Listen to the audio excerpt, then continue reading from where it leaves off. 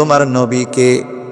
এই প্রশ্নের জবাব আমরা সবাই জানি, মুহাম্মাদুর রাসূলুল্লাহ সাল্লাল্লাহু আলাইহি ওয়াসাল্লাম। তবে ওই ব্যক্তি কবরে এই প্রশ্নের জবাব দিতে পারবে যারা নবীজির সুন্নাতের আলোকে নিজেকে সুসজ্জিত করেছিল। সুন্নাত অনুযায়ী চললাম না, নবীর আদর্শে আদর্শিত হলাম না, নবীর সিরাতকে সামনে রেখে আমার আপনার জীবনকে আমি সুসজ্জিত করলাম না, কবরে গিয়ে জবাব দেওয়া সম্ভব নয় যে ইনি আমাদের নবী মুহাম্মাদুর রাসূলুল্লাহ সাল্লাল্লাহু আলাইহি ওয়াসাল্লাম।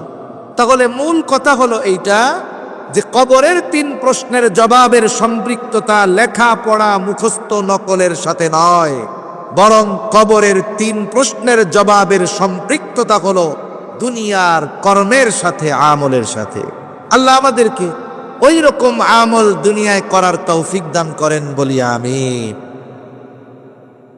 তাহলে আল্লাহ তাআলা বললেন, আল-ইয়াওমা আকমালতু লাকুম দীনাকুম, আমি তোমাদের জন্য তোমাদের দিন পরিপূর্ণ করে দিলাম, তোমাদের জীবন ব্যবস্থাকে পরিপূর্ণ করে দিলাম। তার মানে ইসলাম হলো পরিপূর্ণ এক জীবন ব্যবস্থা, যেখানে মানব জীবনের সব ধরনের সমস্যার সমাধান আছে।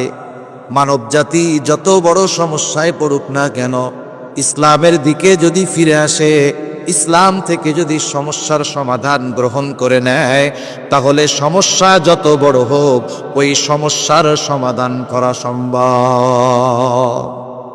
তাহলে বলতেছিলাম, আমার আপনার নবীজির মাধ্যমে আল্লাহ তাআলা কয়েকটি বিষয়ের পূর্ণতা দিয়েছেন। 1 নাম্বার, আল্লাহ রাব্বুল আলামিন দিন পরিপূর্ণ করে দিয়েছেন, শরীয়তের পরিপূর্ণতা প্রদান করেছেন। আমার আপনার নবীজির আগে কারো মাধ্যমে আল্লাহ তাআলা এই শরীয়তের পূর্ণতার ঘোষণা দেন নাই। শরীয়তের পূর্ণতার ঘোষণার পরপরই আল্লাহ তাআলা বলেন, ওয়া আতমামতু আলাইকুম নি'মাতি, আল্লাহ তাআলা বলেন আমি তোমাদের জন্য আমার নিয়ামত পূর্ণ করে দিলাম। শরীয়ত পূর্ণতার সাথে সাথে নিয়ামতের পূর্ণতার ঘোষণা আল্লাহ তাআলা দিয়েছেন। শরীয়ত পূর্ণতার সাথে সাথে নিয়ামতের পূর্ণতার ঘোষণা দিয়েছে।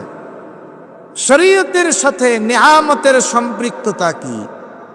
বুজুর্গানে দিন বলেন, শরীয়তের পূর্ণতার ঘোষণা দেওয়ার সাথে সাথে নিয়ামতের পূর্ণতার ঘোষণা দেওয়ার কারণ হলো, যেখানে যতটুকু শরীয়ত, ওই জায়গায় আল্লাহ তাআলার পক্ষ থেকে ততটুকু নিয়ামত হবে। যেখানেই পরিপূর্ণ